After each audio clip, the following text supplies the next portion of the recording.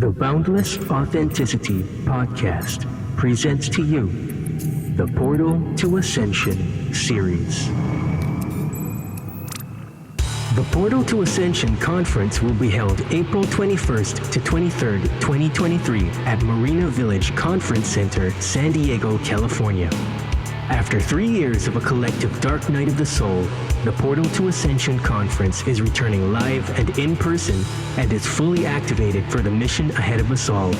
As energy continues to shift and hidden truths are being uncovered, we are piecing together the fragmented parts of our existence to create awareness of the truth of who we are and remember our connection to the cosmos. This event is all about deprogramming ourselves from the outdated matrix system and remembering who we truly are at the core.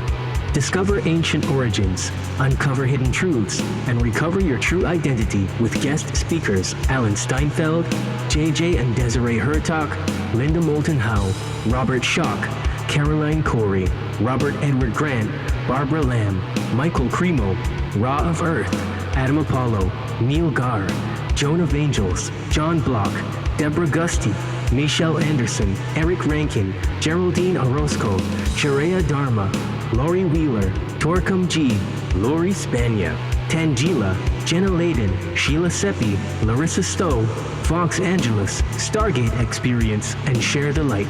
Get tickets at ascensionconference.com. On this episode, I speak with Adam Apollo. Adam has offered insights on global transitions, physics, technology, human spirituality, and the future as a next-generation leadership ambassador at the White House, in Nexus, and other summits at the United Nations, and at conferences and festivals around the world. He is a co-founder of the UNIFY movement, which has reached over 100 million people, and 2 education and technology-based companies, Access Granted and Superluminal Systems. He is an active faculty member, author, and the lead systems architect for several international online academies, including the Resonance Academy for Unified Physics and the Guardian Alliance Academy for Self-Mastery, with over 100,000 active students of all ages from around the world across these schools. He's been featured on GAIA TV shows, Coast to Coast AM on multiple occasions, feature films, and more. Find Adam at adamapollo.com. Adam Apollo, how's it going? Hey, Jahan, doing so good, man. Thank you so much for having me on your show. Awesome. Glad to hear that. It's great to meet you. Tell everybody who you are and what you do. Sure. I'm Adam Apollo, and I've been on a long journey. As a young kid, I had some different interesting psychic experiences and didn't understand them or know what was going on. I was a pretty smart kid who asked a lot of hard questions and often pissed off my teachers because I'd keep digging until I could get them to not be able to answer. Like, they couldn't give me a solution to a lot of the problems that I saw. And when I was a teenager, I was pretty disgruntled and depressed and sad, and felt really the weight of the lies that the world is carrying, and a lot of the deep, intense lack of truth and the ways that people have defended stories that aren't true in our history. And that's in both, United States history, dealing with the indigenous peoples, and world history and the slaughter of people across Europe because they're not Christian, to older processes in our history. And really getting in touch with the lost story was a big piece of my awakening process.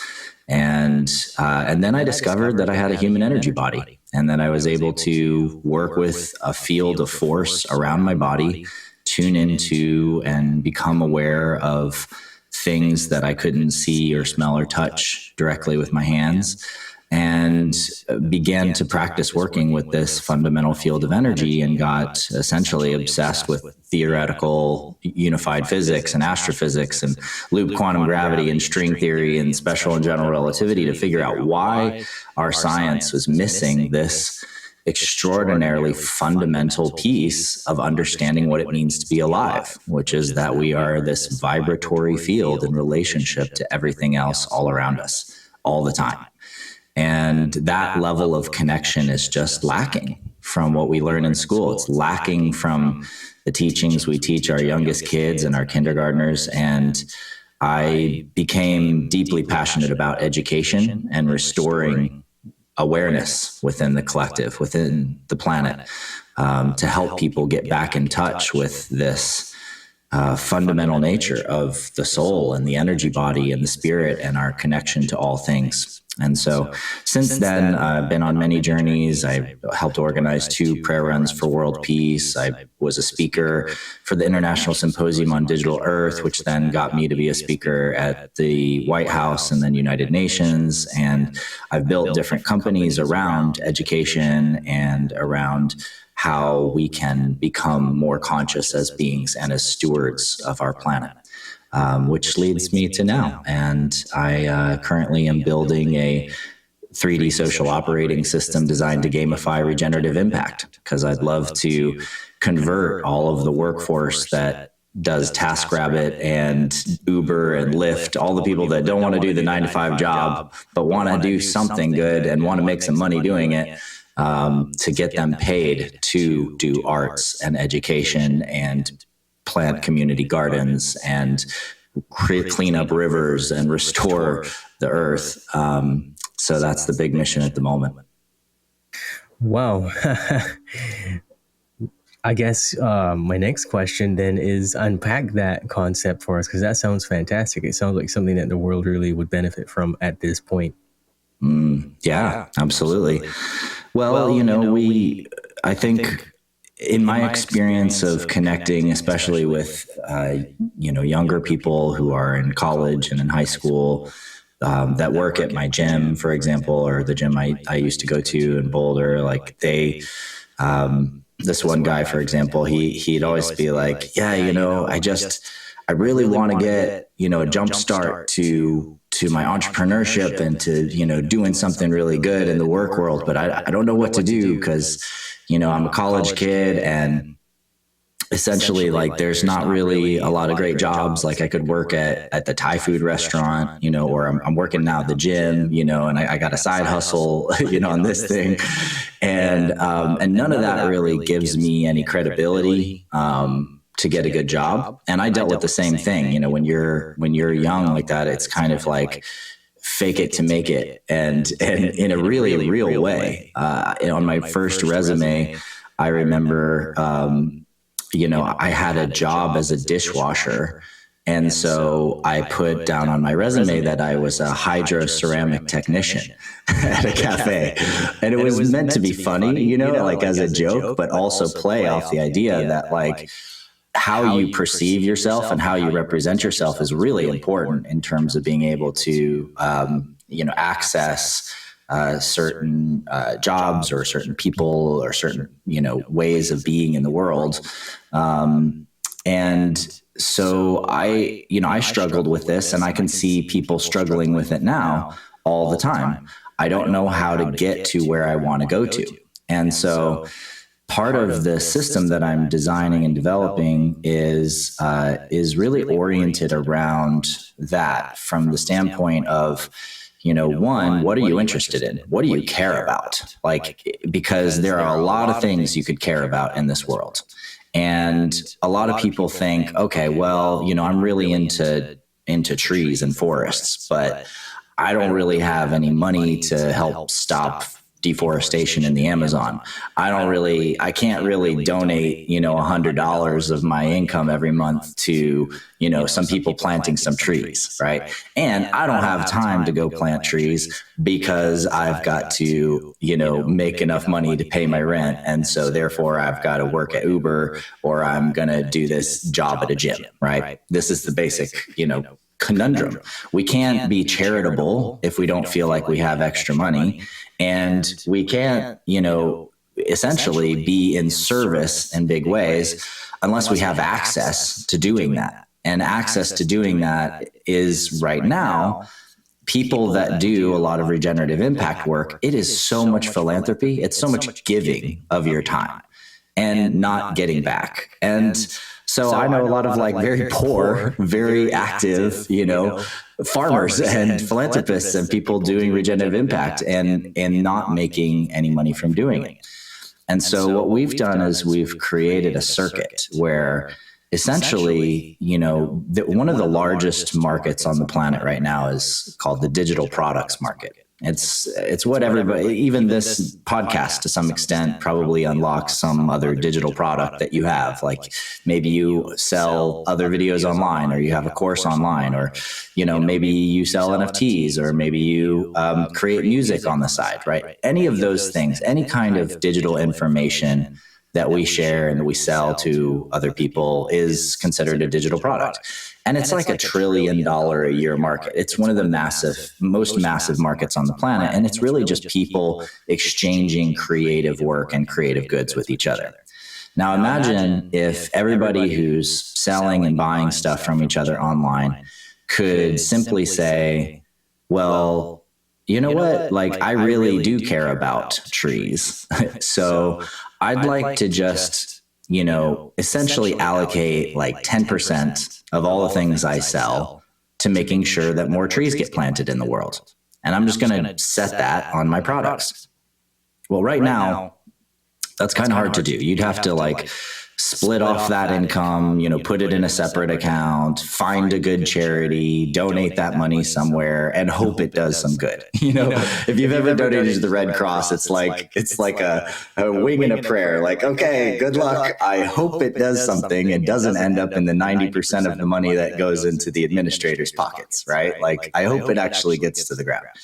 And what we say is like, no, we're going to connect you directly. So whenever you donate that money off your digital products, you're going to earn points, and you're going to earn impact points in the specific sectors that you care about and that you're donating to. So you're going to earn, land, tree, earth points, so to speak, for every time that you're putting money towards trees getting planted.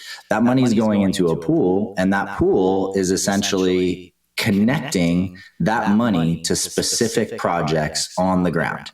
And so now you can go and look at that sector of tree planting, and you can see all of the amazing tree planting projects and reforestry projects and forest protection projects in the map around the planet, see all of the ones that are happening, see literally what's happening with your money and where it's going and how all of these things are occurring on the planet. But see, that's still just top down, right? So that's still just like, oh, I'm donating and projects are happening. So we take it one step further and we say, and by the way, you can create a tree planting mission or a reforestation mission or join one with a group of friends. And guess what? You don't have to go do it for free. Like, you could get paid $100 a day to go hang out with your friends on a beautiful grassy hillside and plant some trees. How does that sound? Right? And so we've created this mission-oriented and educational-driven, essentially, task system to help connect people to projects that need to happen on the planet to change the world. And we connect the money to those projects and facilitate money going to those projects from large-scale philanthropic groups. So, there's a lot of these huge funds, multi-billion-dollar funds trying to serve the SDGs, the Sustainable Development Goals, right? But they don't even know how to get the money to the ground because they can't actually track the projects on the ground, see what's happening, know that change happened because of them. There's a disconnection. And so we're reestablishing this connection to enable it to be visible how that money is reaching the ground, what's happening on the ground. And we do it all through social networking, essentially, and social media. So the people on the ground are taking pictures and capturing little recordings of what they're doing. And that's all rolling back up to a dashboard, and everything can be verified in a decentralized way with Trust Graph. And so now we have decentralized verification, we have validation, we've gamified the process so people are earning points, earning badges, and earning awards along the way. And they're getting paid, right? So it's a win, win, win, win. And then the college kid that participates in the project, either by selling his music to raise money for stuff or by actually joining on the ground missions and doing stuff to make change, now that person is actually earning badges, credibility, income, and essentially creating a vocational resume that positions them to enter the workforce, to join amazing companies and projects. And now, now he's got all of these incredible things under his belt that he's done, not just I drove around a Uber car with people in the back seat. Yeah, that sounds like a fantastic mission. I mean, it's really going to put a spoke in the wheel of the overlords, so to speak, because, that's what they do. They kind of like stamp you with your serial number at birth and send you off into the world. And then you're like, what do I do with any of this stuff? And you're so right. I see so many people, not even necessarily younger kids, but guys in our age group that are struggling. They still don't know how to do the things that they don't know how to do, and they feel like they don't get any help whatsoever. And it just kind of is a revolving door of jobs and ideas that don't work out, Yeah. And it's a serious thing out there, So, yeah. I mean, how can someone listening to this get involved, though? Yeah, well, you can go to corenexus.is, CORENEXUS.is, and just jump on our waiting list. There's a little contact form on there, and you can, and a mailing list, sign up. A lot of the real magic of what we're building, we're not even revealing on the website yet. So we're keeping everything pretty ninja right now. But you can get a little bit of a teaser of some of the different layers of the system. And then we're about to push a bunch of big website updates over the next week, because we just got nominated for the Earthshot Prize along with our partners at UNIFY. And so, we're going big to let's, the Earthshot Prize is oriented around the idea of the moonshot, of how if we can pull together the right combination of resources and effort from people, we can do fantastically epic things like get to the moon, for example. And so the Earthshot Prize is the most fantastic and most amazing thing we could imagine doing right now is actually stabilizing our planetary stewardship and getting the people around the planet at scale to actually participate in essentially regenerative impact and restoring nature and slowing down the damage that we're causing through our resource production and waste systems, and innovating in new ways to create cradle-to-cradle products and to ensure that the goods and resources that we're creating and using are appropriately getting recycled, repurposed, reused, and that our actual behaviors and the way that we participate in life actually is able to make a greater impact for the service of all life on this planet and for all the generations to come. And so that's really what the Earthshot is about. And we believe, and the nominators at Regen Intel, who generously nominated us and are very, very excited about our project, we believe that this is possible if we can gamify it at a large enough scale. If it can become the scale of Facebook and the daily grind of people checking in and posting stuff on their Instagram or posting stuff on their Twitter, and instead participating in learning processes and missions and earning badges and selling digital goods that are driving money to regenerative impact. And so I think that that's what it's going to take, is the masses really becoming the stewards. Fantastic. You got me sold on it, Adam. So awesome. I got to ask you an important question.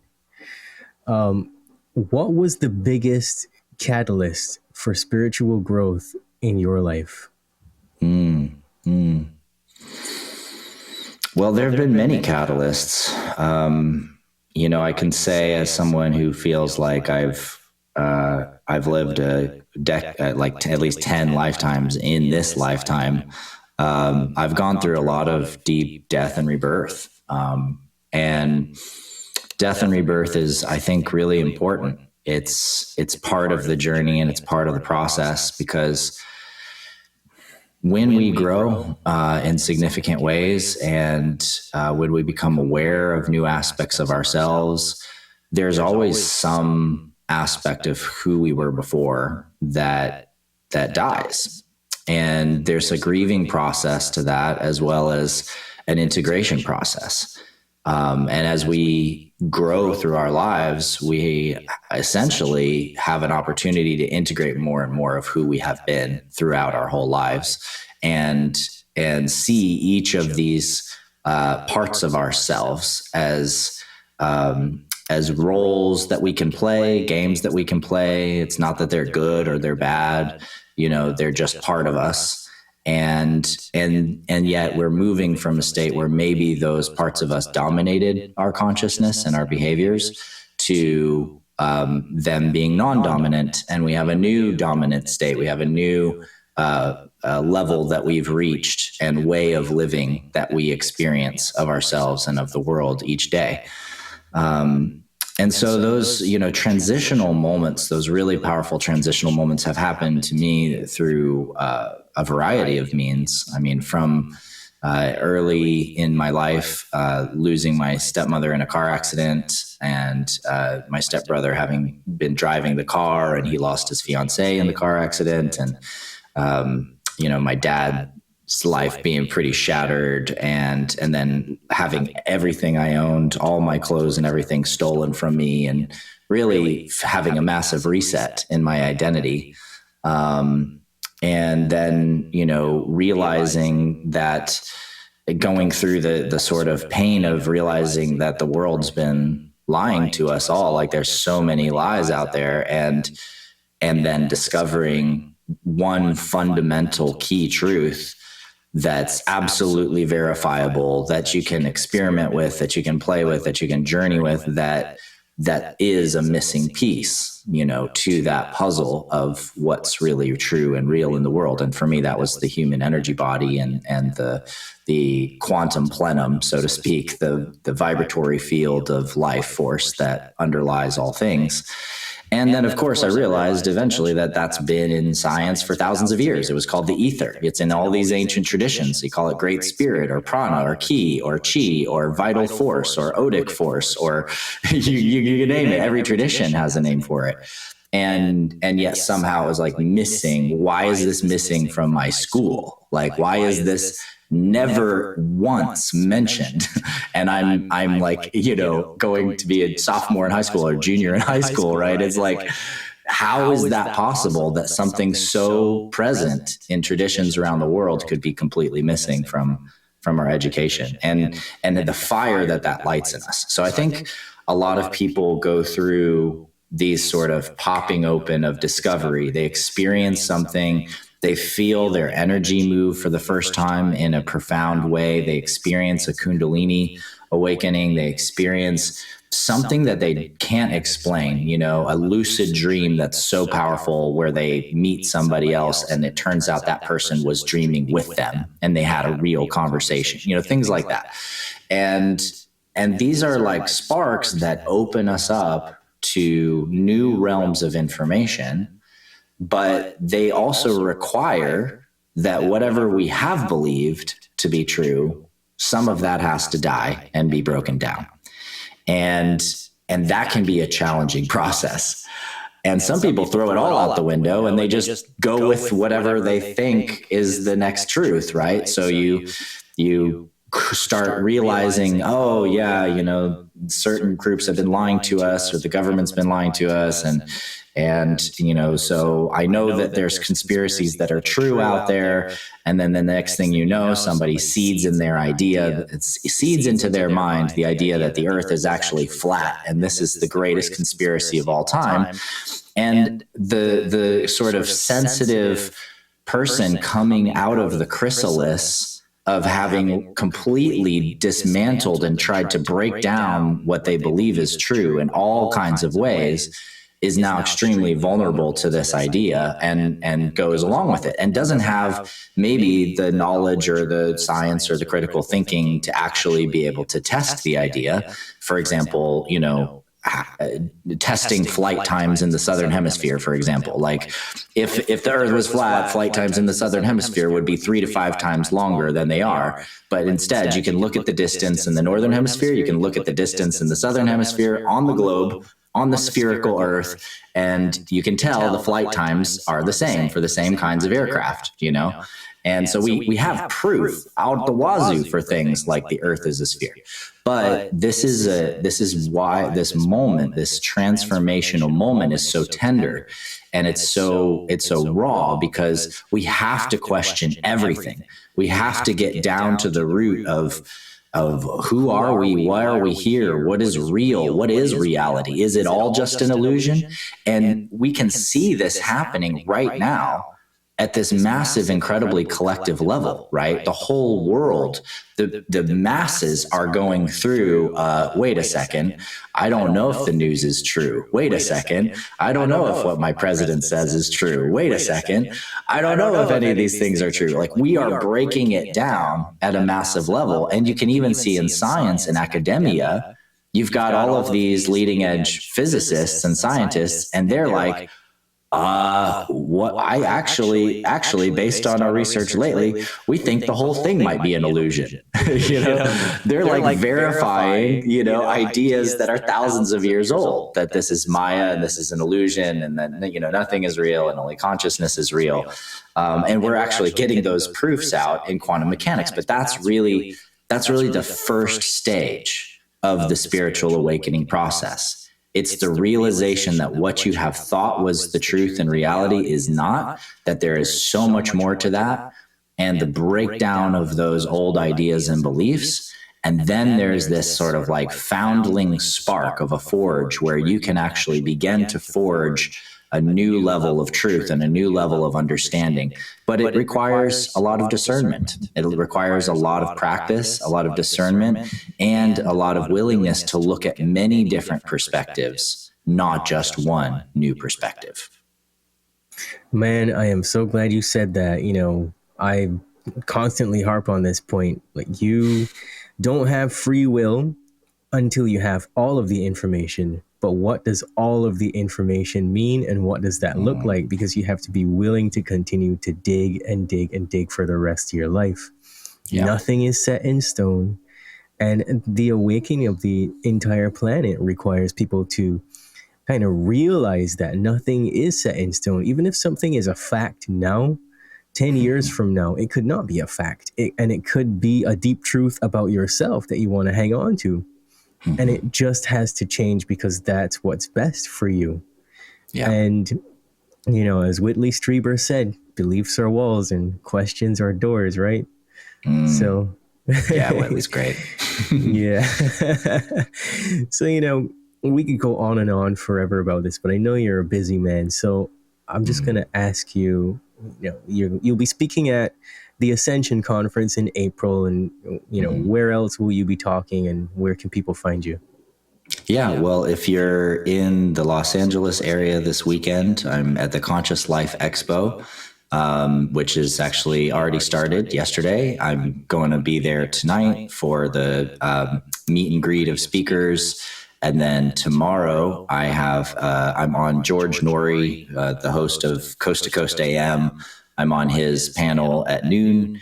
And then on Sunday at 2:00, I'm doing a talk on starship engineering, which is essentially a talk that will catch you up on the leading edge advanced unified physics and theoretical physics, and how that physics connects to consciousness, and how we are now at the point where we are bridging consciousness and astrophysics together.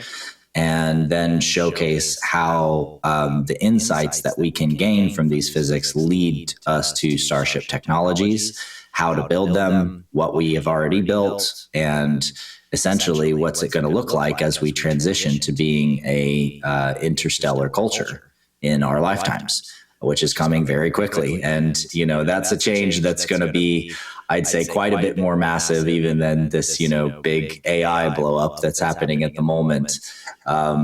Because as soon as you have, superluminal technologies and faster than light engines coming out and being rolled out in cars, the change literally becomes, you go out, you get in your car and you're able to take off vertically, fly up to a nearby interstellar gate and jump to another star system to spend the afternoon in that star system and then come back and be home in time for dinner. So it's going to be a vastly different world after that change. And so I'm preparing people for that and helping people understand the mechanics of that change and how they can actually get more into it and learn more about it and be part of that. And then on Monday, I'm doing a talk on called The Body Starship, which is essentially all about the energetic metaphysics of the body, the layers of the energy field and the processes in the body, as well as techniques and practices from a series of different ancient cultural traditions, as well as modern traditions, and my own work that can help you essentially master your field in a more fundamental way. And it's basically Jedi training for entry level students. And then I believe the next big thing I'm doing is the LA Convergence on Tuesday, March 28th. Is the gathering that I'm going to be a part of at Wisdom here in LA. And then I'll be at the Independent National Convention in Austin from April 3rd through 5th, which is essentially a huge movement that's just budding right now to essentially end the red versus blue monopoly in the United States politics and finally extract us out of this completely false game that we're all playing, where we're being played literally against each other by the same monetary interests and the same corporate interests who essentially lobby and own both the Democratic and Republican parties in the United States, and actually gather the force of independence, which it turns out, and this was surprising to me, that over 70% of all Americans already identify as independent. Like they already put that as their main thing on the ballot. And so there's no reason we can't actually get ourselves out of this mess of constant, the candidate you don't want on the blue side or the candidate you don't want on the red side being the only choices, right? So that's open for people to come to. Highly recommend them check that out, and they can find out more about that by searching for Independent National Convention, or INC 2023. And then I'll be on the Hidden Secrets Cruise, April 7th through 14th. That leaves from Los Angeles and it goes through the Mexican Riviera. If you just go to my Instagram, which is Adam_Apollo, and you go to the link in my profile, I've got links to all of these things, by the way. That's a quick way for people to find that and follow me there. And then I'll be at the Portal to Ascension event in San Diego. That is the Ascension conference that you mentioned, and that is April 21st through 23rd, I believe. And I'm also going to be DJing there and doing some talks there. So that'll be super fun. And then the last thing I'll just plant the seed of is I'm doing another full Jedi training retreat with a few of my Guardian Alliance homies that I founded that whole school with. And that is going to be in June. And June 2nd through 4th, I'll be contacting the desert in Palm Springs. And then June 23rd through 26th, I will be at Sanctum doing this Jedi training intensive. So a bunch of things coming up, and it's going to be an exciting year. And I hope that, any of you that are interested in getting to know me and my work any further, please come and visit me at any of those things. I'm also just opening up a limited amount of private in-person trainings, like weekend-long in trainings for either individuals or for groups that want to bring their whole crew up to speed with a bunch of new techniques and practices and body technologies to essentially stabilize their process and waking up and getting to the next level. And so I'm just opening those up. And if anybody wants to learn more about those or apply for that, you can go to adamapollo.com and just click on work with me at the top. And there's a bunch of info about that, as well as some other upcoming online courses that I'm releasing. Fantastic. Adam, thanks for being on the Boundless Authenticity podcast. Such a pleasure, Jahan. Thanks so much for having me.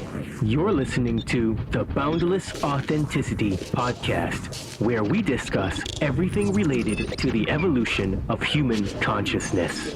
At the very least, people need to understand that the United States builds bunkers, which are basically cities underground, every 3 months. Basically, when you dream, you tap into your subconscious. It is your nocturnal intuition, your creativity and imagination unchained from conscious reason, ego and logic. They're biologically alive, but they have no soul. They have AI consciousness. They can alter your consciousness in the brain if they get in the brain. We live in a multidimensional reality, whether it comes through esoteric information in the spiritual realms, or the UFO people, experiencers, or mainstream through quantum physics and through mainstream science now realizing that parallel dimensions probably exist. We're all spiritual beings. We're all having these human experiences. We've heard that phrase over and over and over. But what does that really mean? You know, all the big questions of life, we have these answers inside of our souls. We're ultimately studying the nature of what it is to be human, good and evil, our psychology, how we think, and our health. That's why I love Bruce Lee's great quote, all knowledge is ultimately self-knowledge. The Boundless Authenticity podcast.